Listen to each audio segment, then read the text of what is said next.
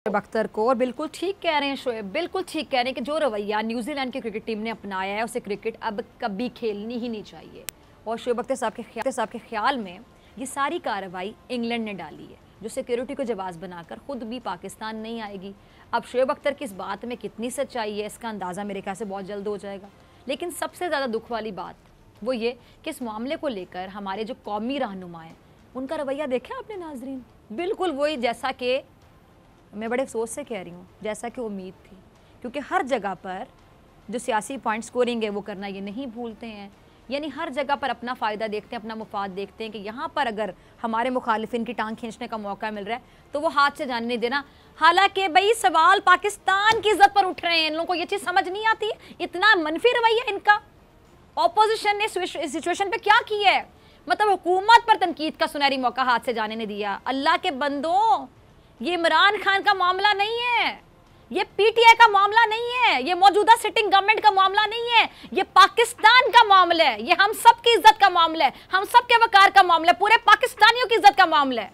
यहां पर भी ये तनकीद इस तरह कर रहे हैं कि जिस तरह इमरान खान का मामला है, पीटीआई का मामला है, सिटिंग गवर्नमेंट का मामला है। पता नहीं कौन लोग हैं ये, क्या सोचते हैं, क्या सोच है इनकी।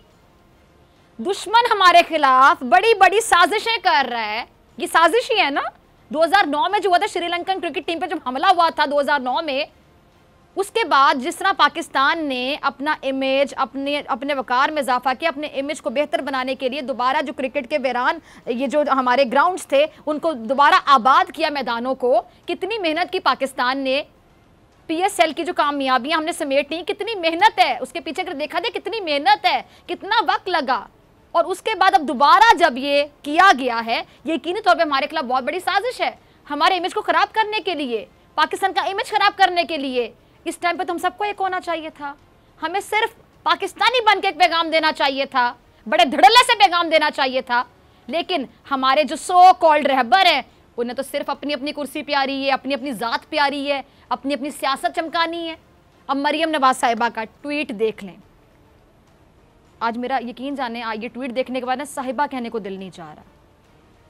मरियम नवाज का ट्वीट, मुझे उनका ट्वीट पढ़कर गुस्सा भी आया, दुख भी हुआ। क्या कहती हैं मरियम अपने ट्वीट में? इस खबर के साथ इमरान खान साहब का बयान ट्वीट करती हैं कि सब्ज पासपोर्ट को इज्जत दिलाऊंगा। अब ये शर्मनाक बात नहीं है तो और क्या है नाजरीन? आपको भी दुख हो रहा होगा, आपको भी तकलीफ हो रही होगी। मतलब ये इमरान खान साहब को तंज करने का वक्त है। अल्लाह की बंदी मरियम नवाज साहिबा, ये पाकिस्तान की इज्जत इस टाइम पे स्टेक पे लगी है, पाकिस्तान का मामला है, हर पाकिस्तानी को दुख होना चाहिए था।